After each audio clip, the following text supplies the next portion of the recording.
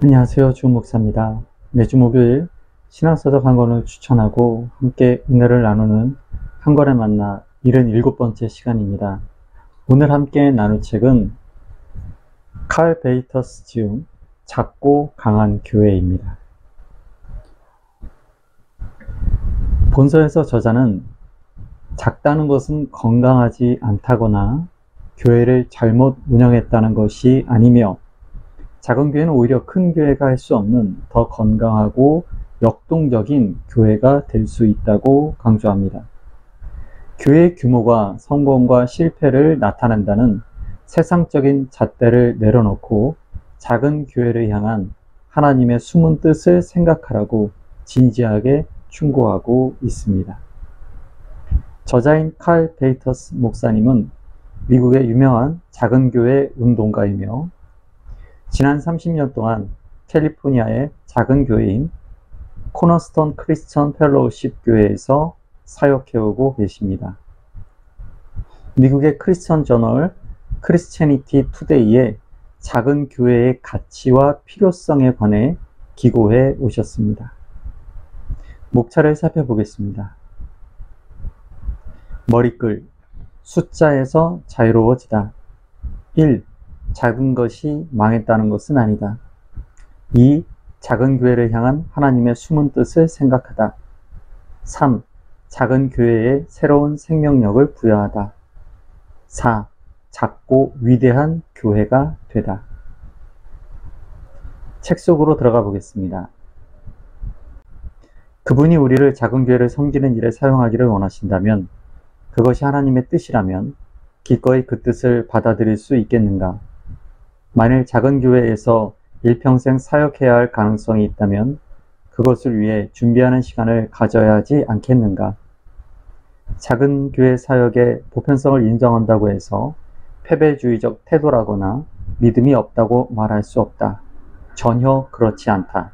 작은 교회에서 목회하라는 하나님의 소명을 인정하고 받아들여 열심히 이뤄나가면 그것이 목회자 자신과 그가 목양하는 교인들과 교회가 섬기는 지역 사회를 위한 놀라운 축복이요 특권이라는 사실을 깨닫게 될 것이다. 그것은 현실 안주도 실패도 열등한 것도 아니다. 세상에 있는 작은 교회들을 보고 조금도 당황하지 말자. 작은 교회들이 이토록 많은 이유는 우리의 실패 때문이 아니라 하나님의 계획 때문일 수 있다. 작은 교회 목사들에게 성공하지 못했다는 죄책감을 느끼게 하지 말고 사역을 열심히 잘할 수 있도록 돕자. 이제는 하나님이 대다수 사람들에게 맡기신 놀라운 사역을 기꺼이 인정하고 받아들여야 될 때가 되었다. 그렇다. 우리들의 교회는 이미 충분히 크다. 지금 현재의 크기만으로도 충분하다. 교회 건물이 너무 작든 아예 없든 아니면 너무 많든 우리들의 교회는 예수님이 원하시는 일을 하고 그분이 원하시는 사람들이 될 만큼 충분히 크다. 우리들의 교회는 예수님의 치유의 은혜를 교인들에게 전할 수 있을 만큼 충분히 크다. 우리의 교회 안에는 지역사회에 넘치는 기쁨과 소망과 치유의 은혜를 전할 수 있을 만큼 충분한 교인들이 있다. 열정과 기쁨으로 작은 교회를 목회한다는 것은 작은 것에 안주하는 것이 아니라 우리에게 주어진 것을 모두 동원해 우리가 할 수 있는 일을 하는 것을 의미한다. 사역을 더 잘하려면 교회가 더 커져야 한다고 생각하는 순간 예수님이 우리들의 교회에 요구하시는 위대한 일을 행할 기회를 놓치기 쉽다. 나도 오랫동안 그런 잘못을 저질렀다. 내가 숫자를 강조하는 동안 그리스도께서는 우리 교회 안에서 사랑 많은 교인들로 구성된 활기찬 공동체를 만들고 계셨다.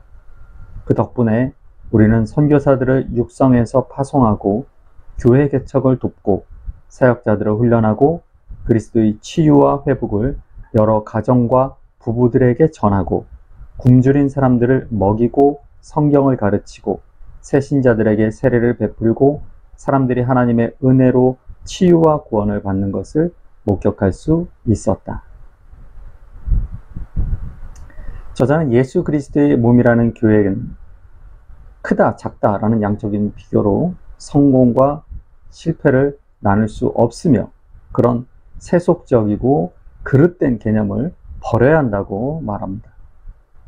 하나님께서 다양한 동식물들을 창조하셨던 것처럼 하나님은 크고 작은 믿음의 공동체들을 각각의 목적과 계획대로 사용하고 계심을 인정해야 한다고 말입니다.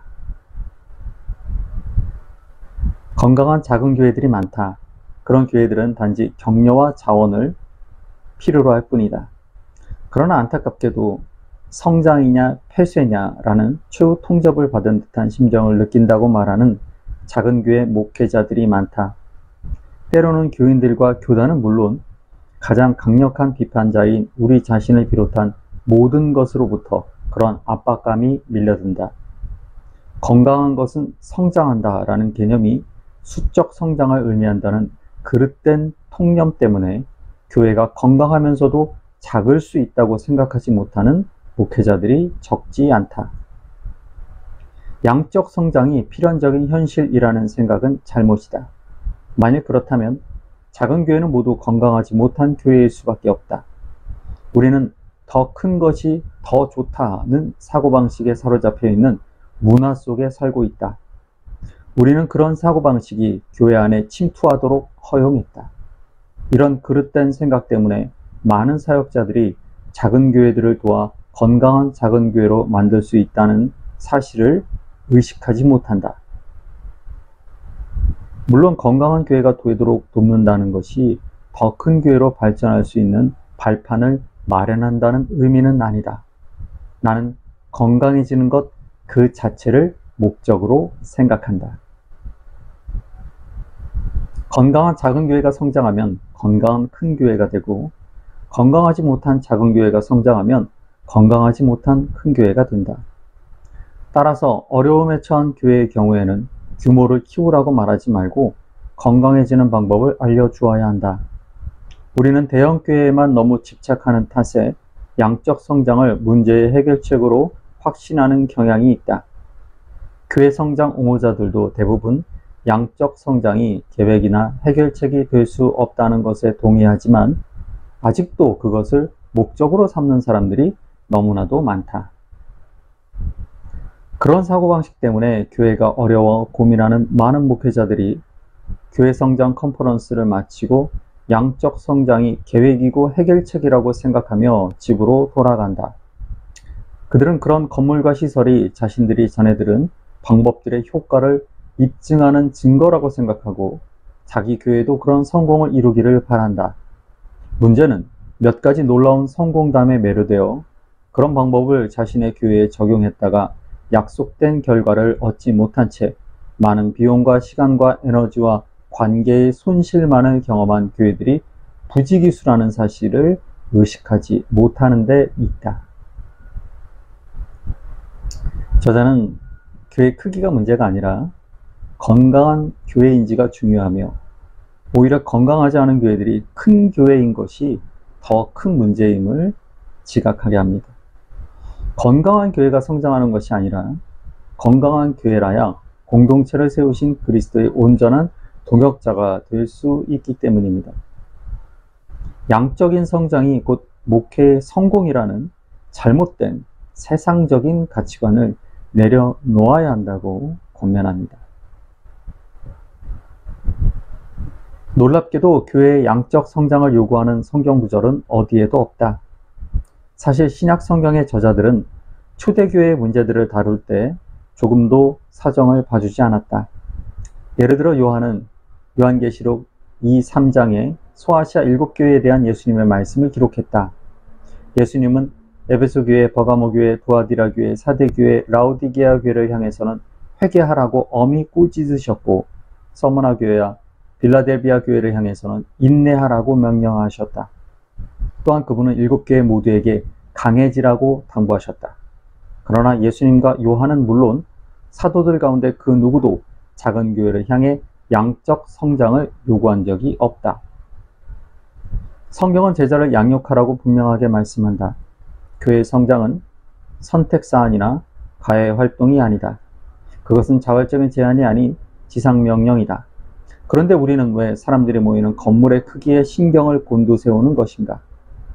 건강한 작은 교회들의 숫자가 늘어나는 것도 하나의 교회가 대형 교회로 성장하는 것과 똑같이 기뻐해야 할 일이 아니겠는가? 두 경우 모두 사람들의 회심 때문에 그런 성장을 이룬 것이라면 그래야 마땅하다. 저자가 모든 것을 교회의 수적 성장의 렌즈로만 바라보는 세상적인 성공의 정의를 내려놓아야 한다고 강조하면서 교회의 작은 것을 문제로 인식하지도 말고 그렇다고 작은 교회라는 것에 안주하거나 나태하지도 말라고 권면합니다. 책을 마치면서 저자가 목회자들에게 권면하는 작고 강한 교회의 목회에 대해 나누면서 오늘 한 권에 만나 77번째 시간을 모두 마치겠습니다. 목회자가 크고 분명한 비전을 제시하지 못하면 교인들이 망할 것이라고 배운 목회자들이 나 말고도 셀 수 없이 많다. 비전이 없으면 망한다는 견해는 잠언 29장 18절을 잘못 해석한 데서 비롯한 것이다. 그것은 사람이 날조한 것이다. 우리에게는 이미 하나님의 영감으로 주어진 가장 위대하고 대담한 비전이 주어졌다.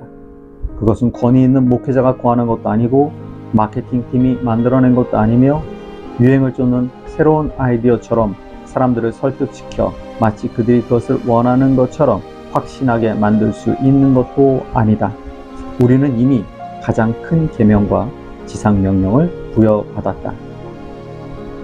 교회가 가지고 있는 비전은 가장 큰 계명과 지상명령을 이루는 것뿐이라고 해도 아무런 문제가 되지 않는다. 그것은 2000년 동안 항상 효과를 발휘해왔고 앞으로도 계속 그럴 것이다.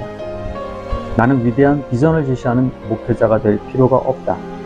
그런 불필요한 중압감이 사라지자 사람들이 그들의 삶에 주어진 하나님의 소명을 찾아 이루게 하고 그들을 함께 모아 교회를 유익하게 하는 일을 하도록 준비시키고 훈련하는 목회자가 되는 것만으로도 충분한 기쁨을 느낄 수 있었다. 그렇다. 다른 사람들이 각자의 소명을 이루도록 돕는 것이 목회자가 감당해야 할 소명의 전부라 하더라도 아무렇지도 않다. 서로 연관성이 없어 보이는 비전들이 내가 상상하지 못했던 방식, 곧 하나님의 영감에 의한 새로운 방식을 통해 하나로 모아지자 내가 아닌 하나님이 모든 것을 주관하신다는 사실이 분명하게 깨달아졌다. 교회를 위한 독특한 비전을 발견해 제시하고 독려해야 한다는 중압감이 목회자에게서 사라지는 순간 우리는 자유롭게 본래의 소명대로 다른 사람들을 준비시키는 일에 헌신할 수 있다. 우리는 그런 방식으로 교회를 얼마든지 잘 목양할 수 있다는 사실을 깨달아야 할 필요가 있다. 평안한 저녁 되시고요. 교회에서 뵙겠습니다. 감사합니다.